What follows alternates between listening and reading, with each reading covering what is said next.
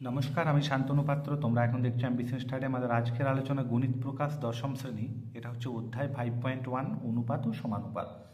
আজকে আমরা সলভ করবো চারের দাগের প্রশ্নগুলো, অর্থাৎ আমরা 3 পর্যন্ত সলভ করেছি। এটা পেজ নাম্বার হচ্ছে 82। তোমরা বইটা পাশে রাখো। দেখো কি আছে, a:2 b এর মান দেওয়া আছে, b:2 c এর মান দেওয়া আছে, a:2 c এর মান নির্ণয় করতে হবে। এইখানে লক্ষণীয় বিষয় দেখো, এই বিটা ওমিট হচ্ছে, এই বিটা থাকছে না, এই বিটা থাকছে না। যদি এইরকমভাবে অঙ্ক করতে বলা হয় তাহলে আমরা a:2 b আমরা লিখব যে a:2 b সমান 6:7। তো তাহলে আমরা এটাকে লিখতে পারি a/b সমান, ফ্র্যাকশন করছি, রেশিওটাকে ফ্র্যাকশন আকারে লিখছি 6/7। এবং অনুরূপভাবে এই যে b:c সমান 8:7 আছে, এইটাকে আমরা লিখতে পারি b/c সমান হচ্ছে 8/7। এইখানে তোমরা a/b ইন্টু b/c করো। এটা কেমনভাবে বুঝবে যে ইন্টুই হবে?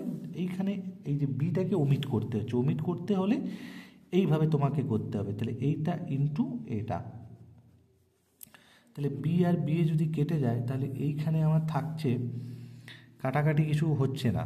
তাহলে a/c ইকুয়াল টু লিখতে পারি 8 আর 6 48 আর 7 7 49, মানে a:2c সমান হচ্ছে 48:49। আশা করি তোমরা বুঝতে পেরেছো। মানে যদি এটা ওমিট করতে বলে তাহলে তোমাকে এইভাবে করতে হবে 48:49। এটাও দেখো ওমিট করতে বলেছে। এইখানে দেখো A B B C C D দেওয়া আছে, এডি বার করতে বলেছে। তাহলে এইখান থেকে আমি করে দিচ্ছি a:2 b। তো a/b সমান আমরা কি লিখতে পারি? এটা তোমরা একবার লিখবে অঙ্কটা, আগে যেমন আমরা লিখলাম 2/3 লিখতে পারি। এটা b/c সমান লিখতে পারি 4/5, আর এটা c/d সমান লিখতে পারি 6/7। তাহলে a:2d বলেছে, এটা ইন্টু এটা ইন্টু এটা, এই যে এটা ইন্টু এটা ইন্টু এটা করলে কি হবে?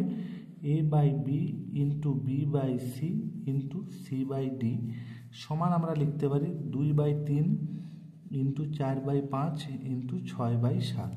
বি এ সি এ কাটছে। তাহলে এখানে পড়ে আছে কি? এখানে পড়ে আছে a/d।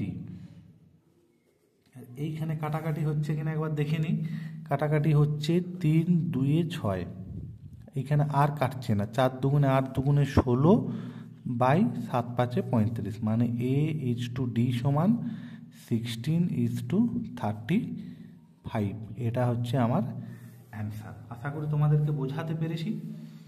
যদি ওমিট থাকে তাহলে আমরা এইভাবে করব। এইখানে দেখো ওমিট কিন্তু নেই, এখানে a/b আছে, b/c আছে, কিন্তু ac বলেনি, a:2 b:2c বলেছে। তার মানে এই যে b এর মান, এখানে b এর মানটা 4 আর এইখানে b এর মানটা হচ্ছে 2, এই দুটোকে সমান করতে হবে। 4 আর 2টাকে সমান করব। কেমনভাবে করব দেখো, আমি এটাকে পাশাপাশি লিখে করতে বেশি পছন্দ করি। a:2 b সমান এইটা লিখলাম, আর b:2c সমান আমি লিখলাম 2:3।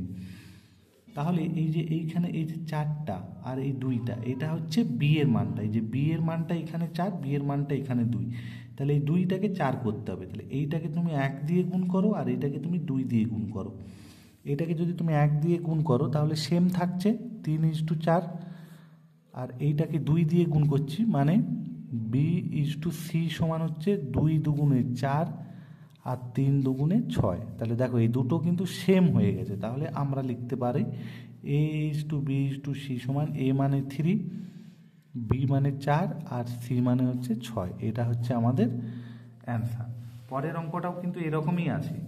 আগের বারে দুটো ছিল, এবারে 3টে ছিল, এবারে দুটো আছে। তাহলে x:y সমান হচ্ছে 2:3 আর y:z সমান হচ্ছে 4:7।